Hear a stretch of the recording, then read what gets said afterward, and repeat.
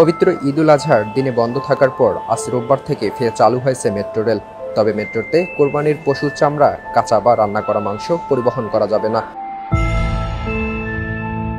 রোববার সকাল ৮টা থেকে মেট্রো রেল চলাচল শুরু হয়। Dhaka mass transit company limited DMTCL সূত্রে জানা যায়, আজ রোববার প্রতি ৩০ মিনিট পর পর ট্রেন চলছে। আগামীকাল সোমবার থেকে মেট্রো রেলের সরকারি ছুটির দিনে সময়সূচি অনুযায়ী চলাচল করবে।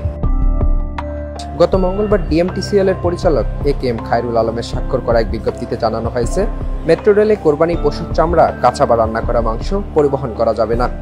মেট্রো স্টেশনের প্রতিটি গেটে যাত্রীদের যথাযথভাবে তল্লাশি করা হবে।